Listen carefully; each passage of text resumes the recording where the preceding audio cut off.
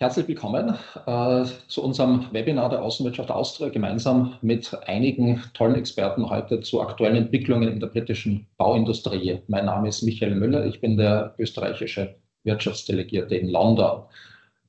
Dieses Webinar machen wir heute auf Englisch, darum erlauben Sie mir auch gleich zu switchen.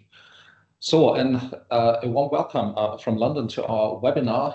Let me welcome you. Thank you for taking the time to listen to some of our experts over the coming 45 minutes to get a flavor of what's been happening in the British construction industry. My name is Michael Müller. I'm the Trade Commissioner here based in London.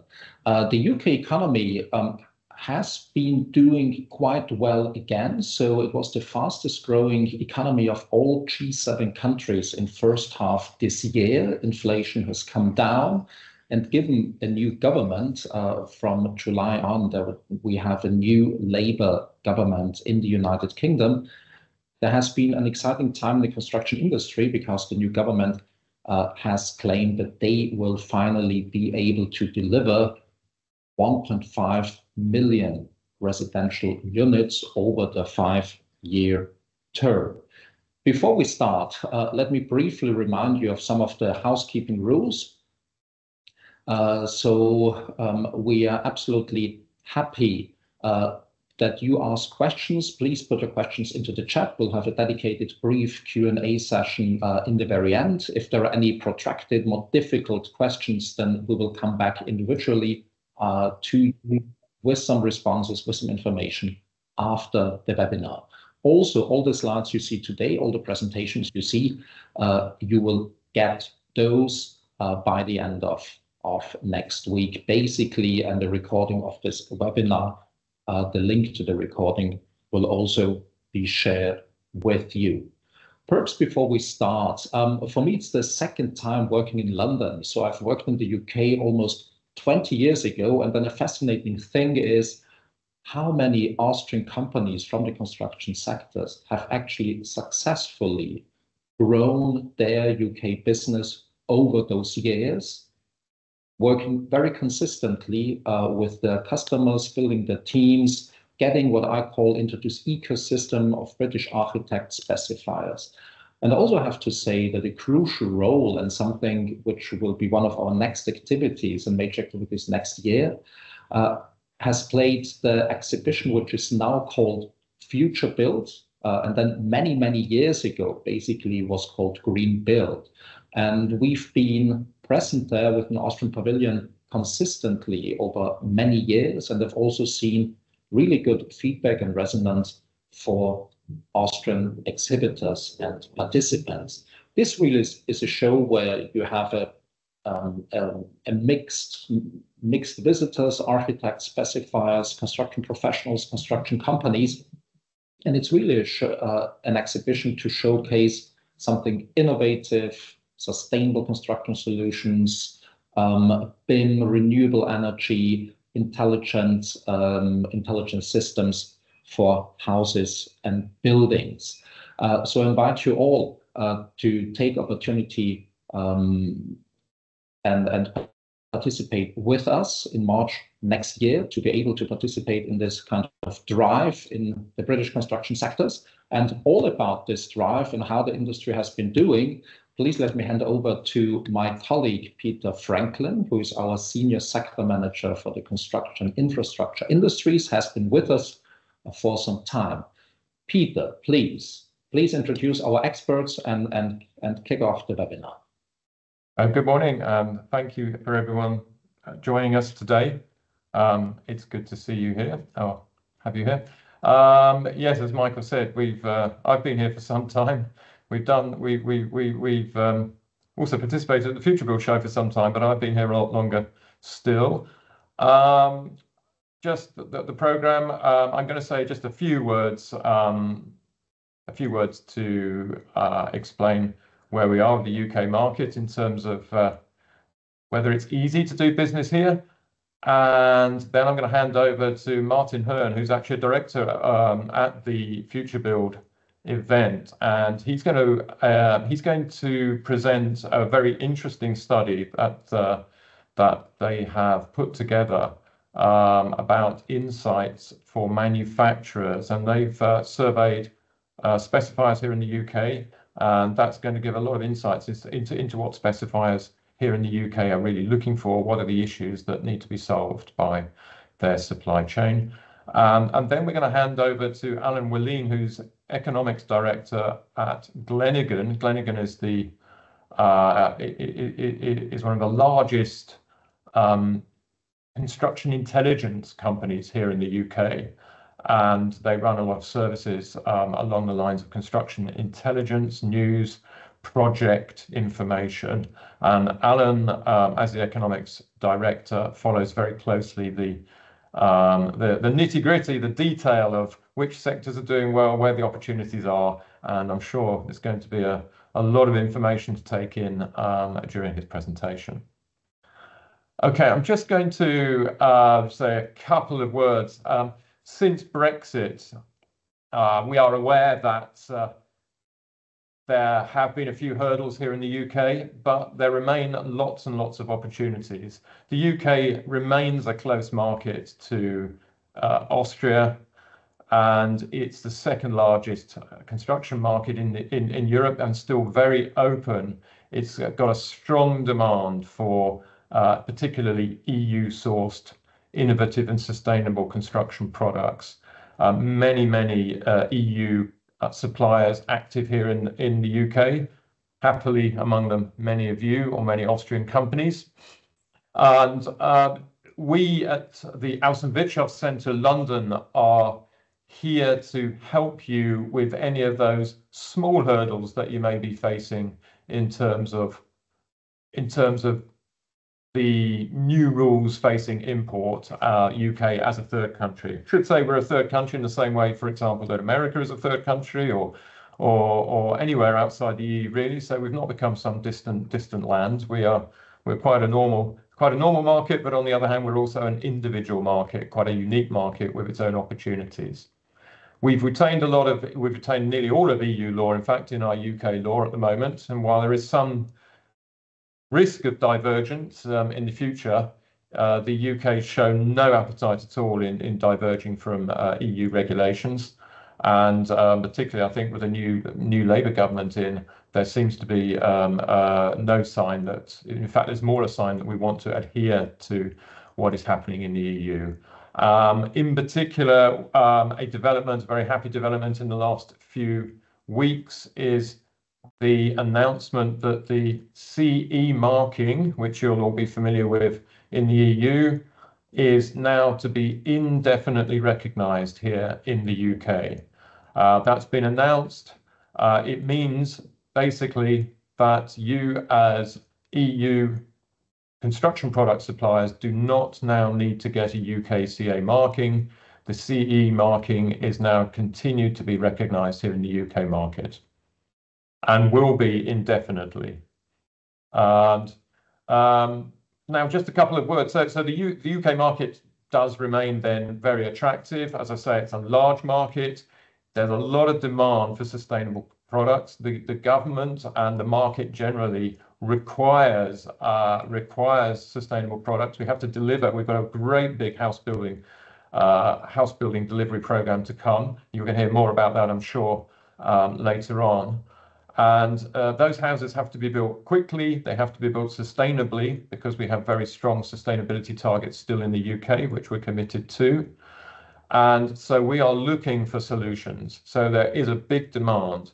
What you as Austrian suppliers need to do is to recognise what the challenges are here in the UK, and hopefully we'll help you with that today, and adapt your products, your solutions to fit those challenges. Particularly, it's not a case of just supplying a technically superb product, which I'm sure you all do, I know you all do, but that product has to be ready for the market. It means you need to supply support, training, maybe installation, help with the installation, but you probably need to work with a UK partner, and we can help you to identify those, of course. but you need to make sure your product is ready to put into the market and not just left somewhere at the border. I've said it's really important to identify the market's needs, provide a ready solution. And the final thing I will just say, I'll leave you with this thought, is that in the UK, reputation is everything. And your reputation is important, your customer's reputation is important. We in the UK put a very high value on long-term business relationships. So you do need to invest for the long term, invest in building up your reputation, invest in networking, invest in building up your profile.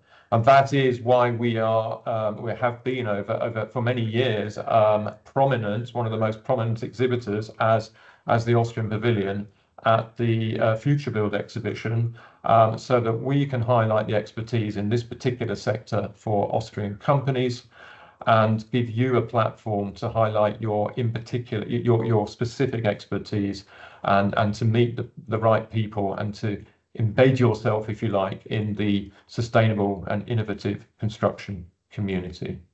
So I'm going to stop now because the information you really need is coming next. I'm going to hand over now to Martin Hearn from Futurebuild. He's the director of Futurebuild.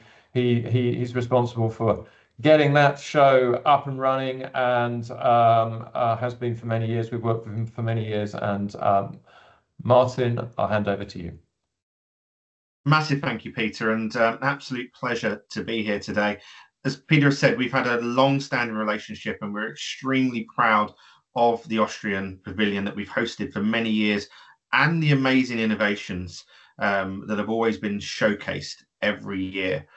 I wanted today to present some cutting-edge research that we have just compiled, which looks at those issues that are really impacting the specification process and will hopefully provide some insights for all of you that are trying to launch new innovations, trying to influence the specification process and how you can get those into the UK market. This survey really focused on those three areas that I've just mentioned and was actually completed by over almost 450 respondents. Those respondents are very much mirror the attendees to the Futurebuild. So we have a high percentage of architects that come to the show. In this case, 17% filled out in the survey, but we get over 23% of our audience, which is 18,000, are architects. A lot of the consultants, the tier one contractors, the house builders, and then we have a strong local authority and government presence as well. In terms of innovation, we asked them what excites them most at the moment. I'm very pleased to say, actually, a lot of the products that were mentioned are those that have been displayed by Austrian companies over the years on the pavilion. Natural building products, net zero solutions and low carbon materials. People want to see more timber at the show. The renewable side, obviously the UK government at the moment is putting a large focus on decarbonisation, both in terms of the fabric of our buildings, but also of how we heat and power them. And so there's a large heat pump incentive scheme at the moment within the UK. And we're seeing that coming through in terms of what the specifiers want to see.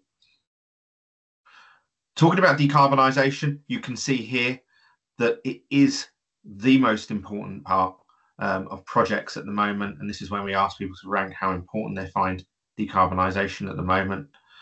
We have another whole section of our show this year looking at the retrofit market and a very strong partnership with the National Home Decarbonisation Group, which is made up of the tier one contractors, and they are looking for solutions that can help decarbonise their existing housing stock as well as new build. One of the key challenges I suppose you've all got here is that you might have the innovation, but what's one of those barriers or one of those key barriers to specifying new products? From a specification point of view, they still rank cost as the top issue here. But as I'm sure you all know, and the way, I have many conversations with manufacturers, the cost is coming down and it's in most cases cheaper or cost comparative to existing solutions. I personally feel here it's a complete lack of awareness and knowledge. And I think that's where key exhibitions like Futurebuild come in, where you can directly access this specifier audience. In terms of sustainability, we asked them what product certifications and environmental standards do they trust the most when specifying a new innovation. I know the expense that goes into getting your product certified. Very much UK market, we still look at BREEAM, we look at the BBA certifications, the ISOs. Some of the new ones that are becoming more and more important, especially with the move to circular materials or the cradle-to-cradle certifications. We also asked what specific actions can be taken to overcome the barriers to sustainability in the built environment. In the UK, we're very much driven by policy reforms, but also we want to see increased industry collaboration and improved access to sustainable technologies. And I think this is where things like the Austrian Pavilion are a great showcase of those to the UK market. And then how can manufacturers better support the transition to net zero?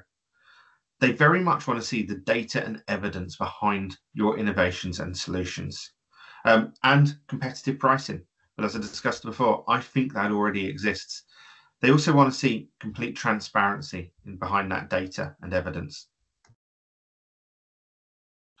And then which areas do we think could create the biggest impact on achieving sustainability?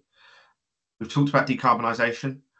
We want to look at energy efficiency, and I think that's where heat pumps and the renewables are coming in, and also waste reduction and circularity, and then a fabric approach, also the use of biomaterials.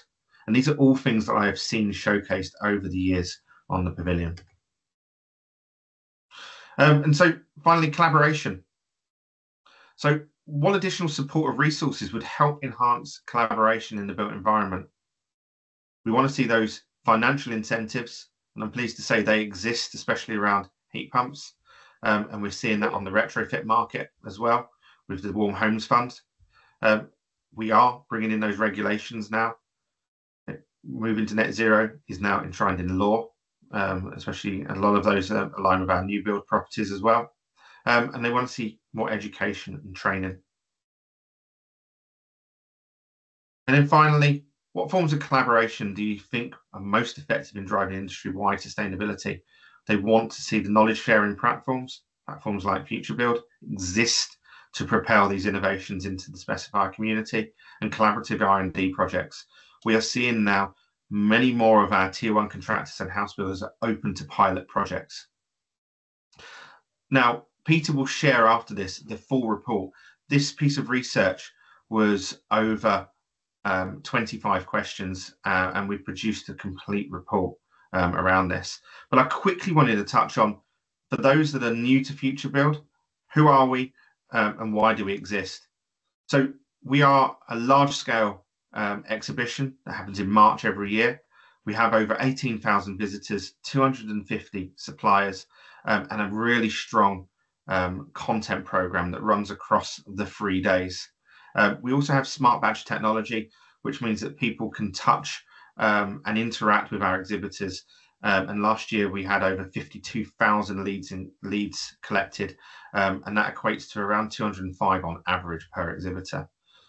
We have a very high profile audience of decision makers and as architects, as we talked about.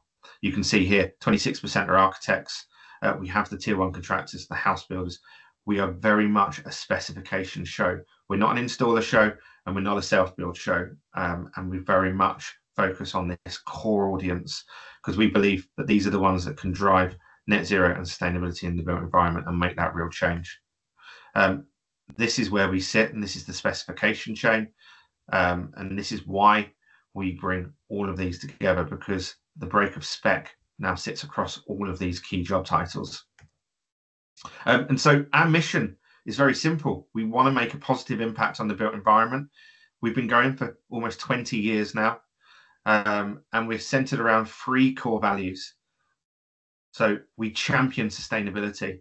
As I said, we have 7 content stages. We host 550 speakers, and all of our content is focused on sustainability and the many facets now that exist within that. But we believe that the real impact comes from the innovation, and that's why pavilions like the Austrian Pavilion and our exhibition floor are so well received by our specifier community. 75% of them come purely to source new innovations and products from the show floor.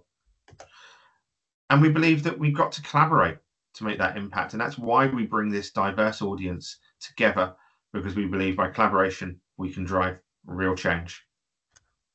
Thank you. Sorry, but the fonts have gone here slightly askew.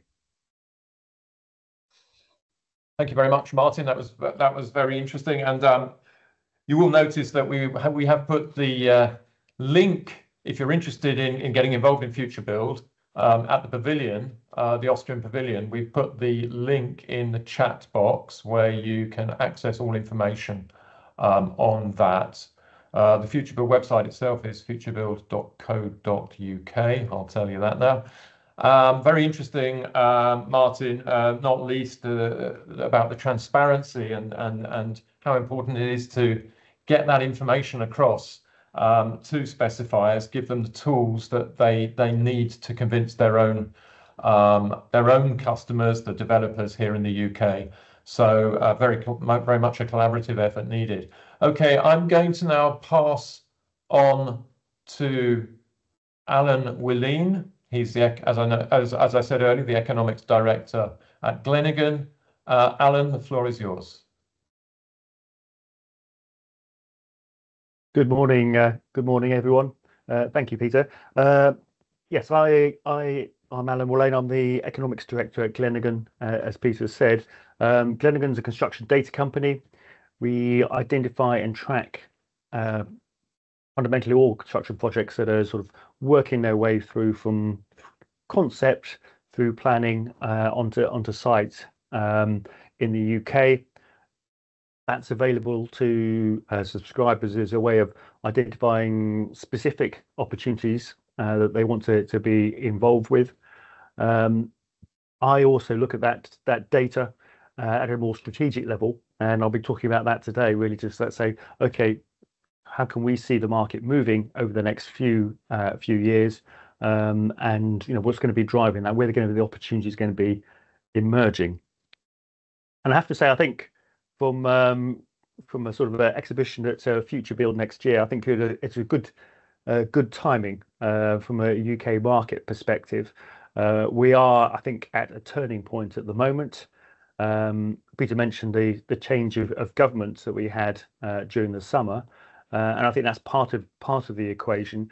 But I think from the wider economic perspective as well, obviously, UK along with other parts of Europe and actually, I suppose, the global economy generally, we are, I think, now starting to emerge. We are looking at a brighter economic picture after a period of prolonged and economic shocks and disruption, both to the economy and to construction markets over the last few years.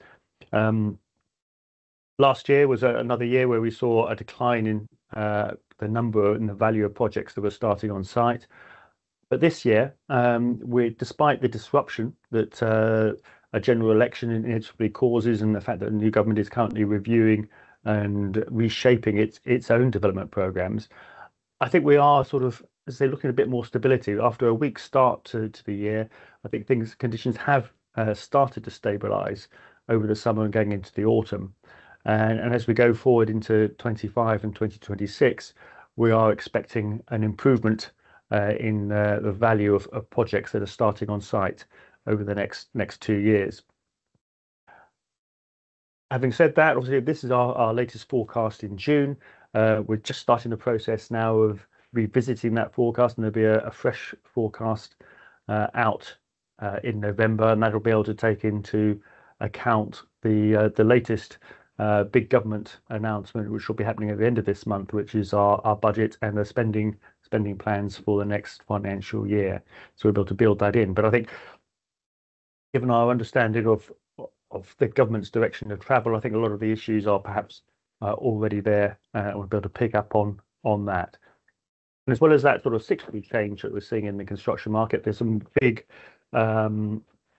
structural changes that are going on in terms of the wider economy, such as hybrid working and the growth of online, as well as the government's determination to drive forward the net zero agenda, which, again, the new government has returning to with renewed vigor.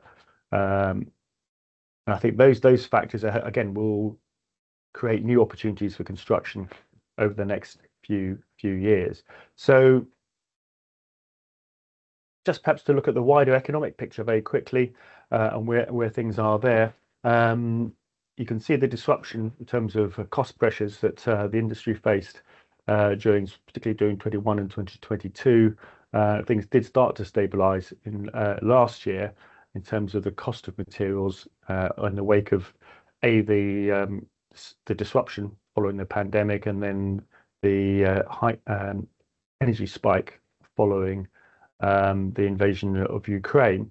And both of those factors, I think, caused a lot of uncertainty and delayed projects in the UK construction market. We did some analysis looking at how long it typically took a project to go through key construction stages, say from getting detailed planning approval and then to actually starting on site, and comparing sort of 2019 with 2022, 2023, we were looking at about a 31% increase in the amount of time it took those projects to get on site. And even when on site, again, it was taking about 15% longer to build out projects.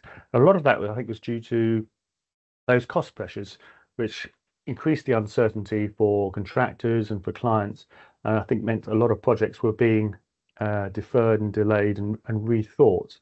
Now, as I saw from that previous graph, if anything, cost pressures are going the other way at the moment. Material prices are easing, and I think that will help to give clients and contractors a little bit more confidence, and should help to build on that, as I said, that more positive picture we can see going forward in terms of building business confidence, allowing more projects to get on site more rapidly.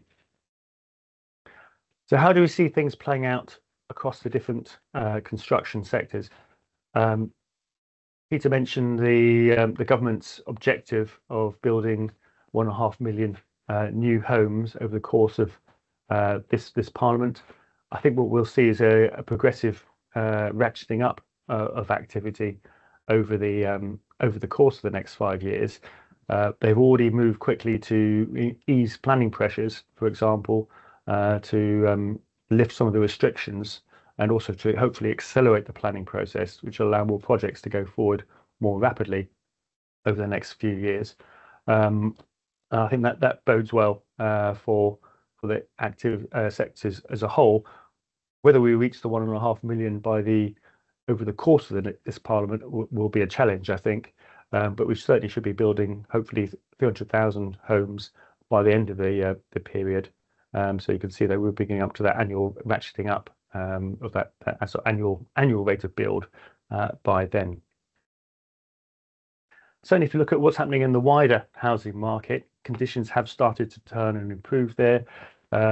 We saw sort of a softening in house prices and very weak number of house moves over the last year.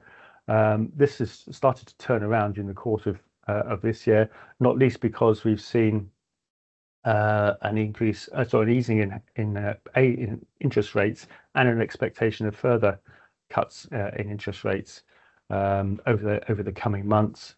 And that, coupled with the fact that we've seen rising incomes, nominal incomes over the last year or so, really, I think, helps to put potential house buyers in a stronger position than they've been for some time.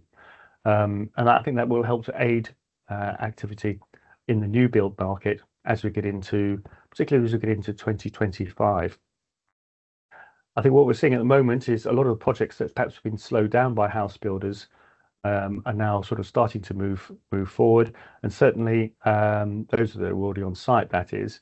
And as we get into next year, I think we'll see, as I say, an increase in new projects starting on site.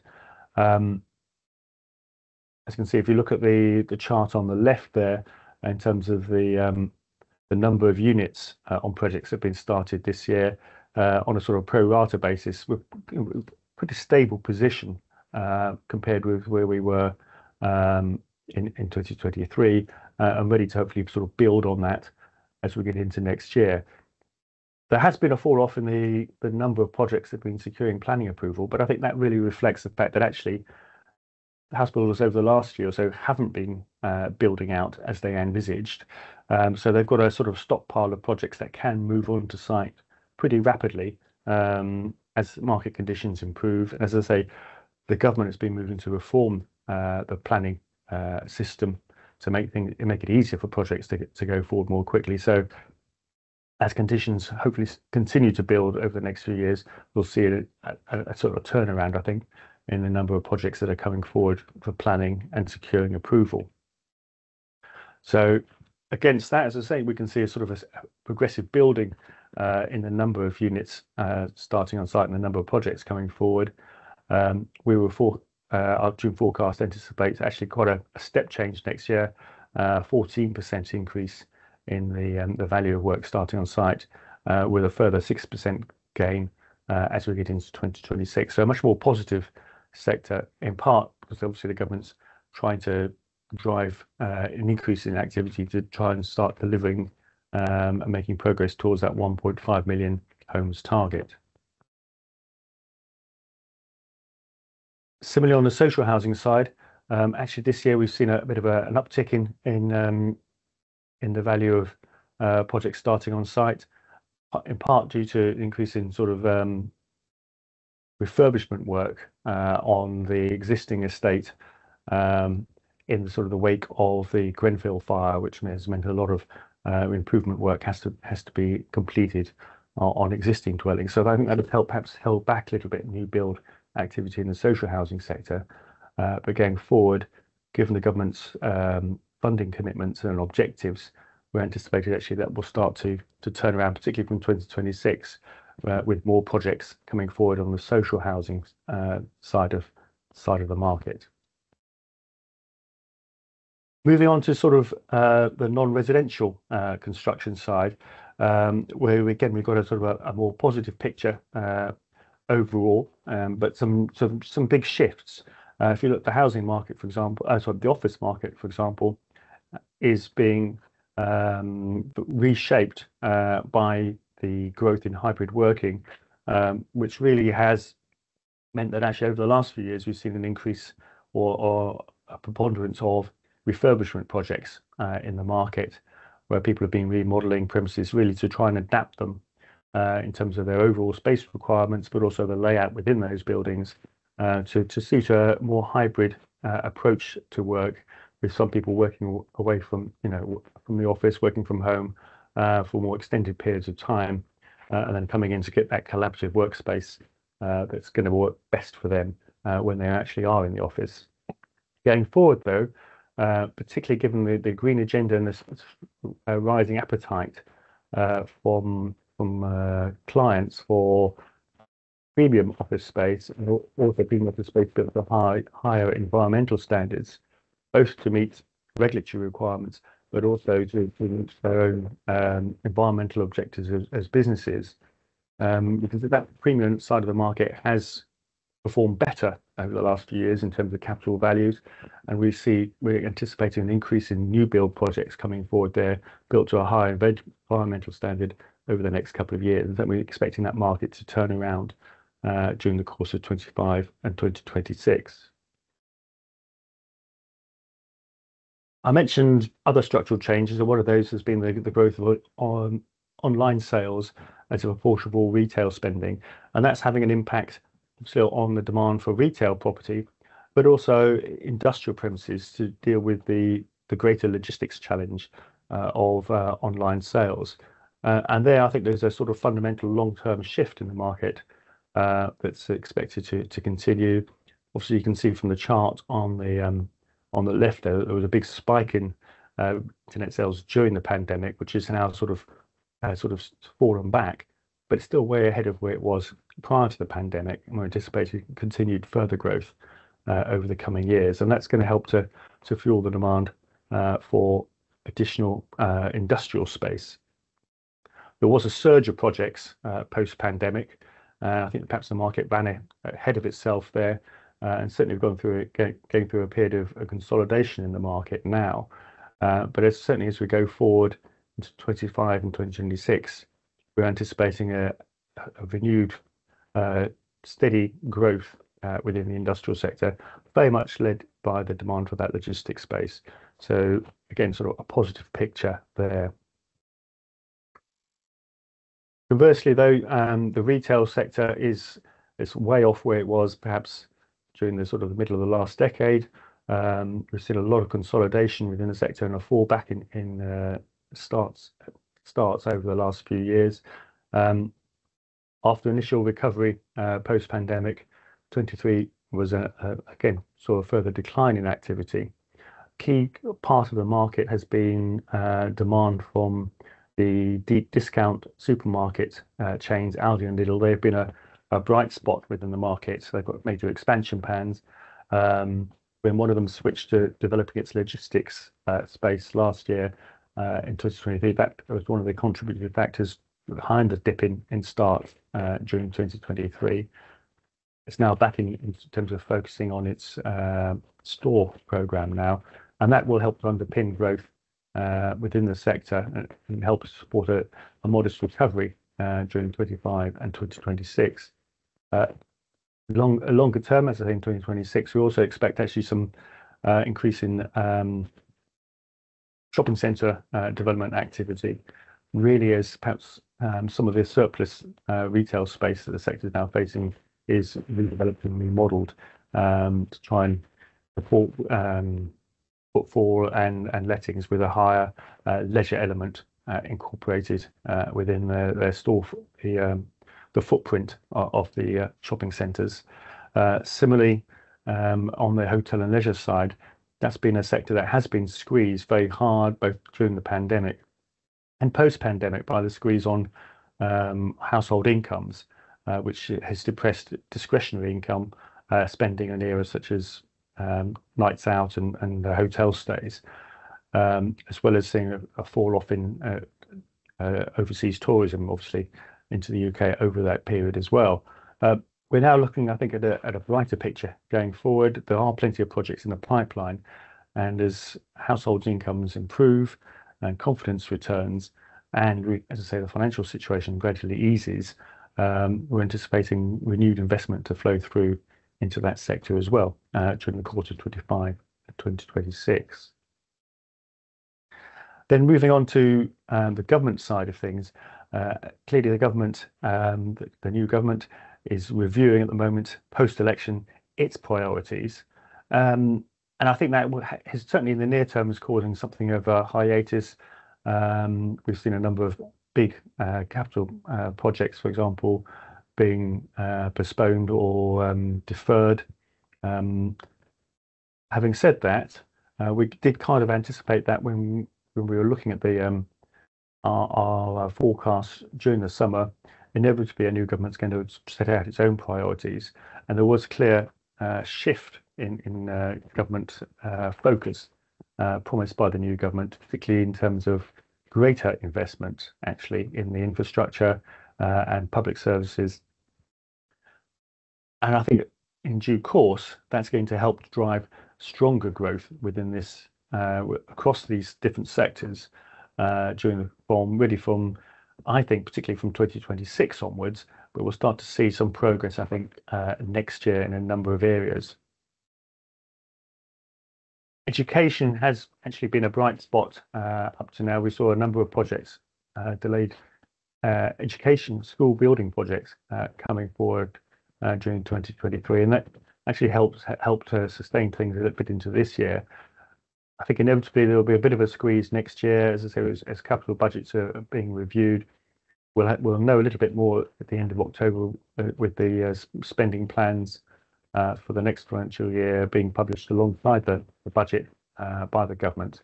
But as we get into 2026, I expect that to start to turn around and increase in investment coming forward. Health, on the other hand, is going to remain a priority area. We've already seen strong growth in the health sector over a number of years, and we expect it to remain close to these sort of current high levels. It's a big political priority for the new government, frankly, as it was for the last one as well. And they're going to want to be seen to delivering there and perhaps delivering more effectively than the previous administration was perceived to be doing. So again, I think we're going to see more progress coming forward in that area, particularly as I said, when we get into 2026 and they have their plans more clearly laid out. And then the other area is on the civil engineering infrastructure side. The government has laid great store on its desire to drive forward investment there, particularly in terms of developing the renewable infrastructure and the drive towards net zero. They're promising a step change in investment in renewables and the supporting infrastructure, energy infrastructure to allow that to work effectively. They've already released the moratorium, eased the moratorium on onshore wind, and they've got major plans for supporting further development of offshore wind, as well as PV and other big major projects. Alongside that is a requirement for major investment in the grid to deliver a smarter national grid to deal with the fluctuation demand, and to also to bring the generated capacity from new sources into the grid effectively. So all of that I think will help to drive in construction activity over the coming year there. They are also promising increased investment in road and rail. We haven't seen the details of that yet. A number of projects, as they were saying, were initially delayed by the new government or cancelled, but they are obviously increased investment there, and perhaps a refocusing of priorities into new projects. So that's going to be an area to watch closely. Certainly the HS2 project does now look like it's going to be continue all the way into central London. That was sort of being thrown up in the air by the previous administration. What they do with the line beyond Birmingham going up to Manchester, though, is going to be a key one, whether they can find a solution there to increase capacity in the rail network, for example, over the coming years. So I think there's plenty to watch there. I think they've got a number of plans that they want to deliver forward, and we'll have to watch for details as to how they plan to deliver that. So overall, as I say, it's a much more positive picture than we've seen over the last few years. We are looking at stronger growth both in 25 and 26 after what was effectively sort of a stabilization of activity during the course of this year. So as I say, a very good time to be perhaps looking at the UK market and so perhaps capturing and tapping into that strengthening sector activity that we anticipate over the next 2 years. Thank you. Thank you very much, Alan. Just to reiterate, all those charts and all that information will be available later. We'll send the presentations on to you. We do have just a few minutes for any questions. So if you do have questions, please put them into the chat box. I did see that somebody asked about the definition of net zero, which is probably quite a good question, because I think that's something that's played around with a little bit by politicians. But Martin very kindly gave a link to I think it was from the UK Green Building Council and their guide to net zero in buildings. So that's in the chat, but we can forward that on as well if that's interesting for people. Alan, you just mentioned actually about the energy. It's worth. I would say that it was an interest. It's one of them in the mission statement of the Labour government. It's one of their 5 key policy areas is to make the UK a clean energy superpower. So I would imagine that would feed into quite a lot of infrastructure spend and other spend in terms of getting an energy network up, a super clean energy network up.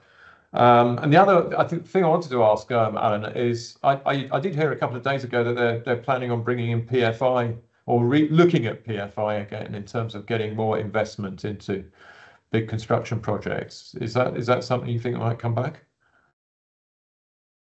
I think it may well. I think they're going to want to try and learn the lessons from PFI last time round. And certainly I think it's a slightly tricky one for them politically in terms of perceptions to their own base, I think. Having said that, I think yes, I think what they've said they want to work in partnership with the private sector, and certainly in terms of the, as I say, the energy side, most of that's going to be delivered by the private sector anyway. But they've also set up this GB Energy to help drive things as well. So you can see that there's the beginnings of what could be sort of PFI or sort of a son of PFI there, where they can perhaps learn from some of the problems that they had last time around on the procurement side, and really help to drive things forward. And frankly, I think the model there is, you know, in principle, it should be delivering good value for money for the government, because you're helping enabling the private sector to think about actually the overall long-term quality of what they're delivering, rather than actually being beaten down on price. Yeah, I think the challenge then for Austrian suppliers, of course, is to know who their main contacts would be if they're interested in supplying to that sector. Yes, that's absolutely. And I think there's a lot of sort of relationship building there. I mean, I think as it emerges, certainly one of the things the Glenigan data is helpful for actually is you can see who's involved in these sort of projects, and therefore, and also who's bidding for them, and then you can sort of try and build those relationships with all of the bidders effectively, make sure you're part of the supply team, bring the solutions forward for them. Okay, thanks for that. And just if I may, Martin, I just we've heard a lot about the products that are there's a lot of demand for a lot of the products that Austria are very good at. So how I was just interested in modular and digital. I know I think we have people in the audience in those sectors too. I mean, how modular has gone through a bit of an up and down period, hasn't it, in the UK? Some successes, some. Where do you see that going, and how do you also see digital panning out here? I mean, it's very important, I would imagine. I was at an offsite expo a couple of weeks ago, and although there have been some major insolvencies in the UK offsite market, especially from some of the larger modular builders, they see it as an area of the show, of the industry that's going to see a period of growth. Mainly because of, as Alan went through, the growth in the private housing sector and the UK's government, ambition to build 1.5 million homes. We don't have the trade in the UK that needs to be delivered by the offsite and modular industry. So we see that as a potential growth area. In terms of digital, huge amount of interest in digital solutions at the moment, and in fact, at the show, we're launching a whole section called Future X Digital Disruptors, because we're looking at those prop tech, green tech, construction technology that is really disrupting the built environment at the moment. A huge amount of advancements in AI, in things like SAP calculations, in terms of project management tools, BIM, etc. So yeah, both two really important areas of growth going forward. Yeah, well, and thanks for that. And I think we see that as well. And I know Austria is very strong on both of those sectors too. So hopefully we'll see more companies involved. I don't see any questions now, but if anybody has further questions or any comments that they want to share, we'd be very happy to hear from you after this event. Within the next few days, you'll receive a link to the recording, and we will send over the presentations and together with the larger report which Martin referred to earlier. And as I say, we are here to support you, and whether that's in events or finding partners or even with those awkward import questions. And we look forward always to hearing from you. Thank you very much for attending, and we look forward to meeting you, hopefully in person, if not online, soon. Thank you.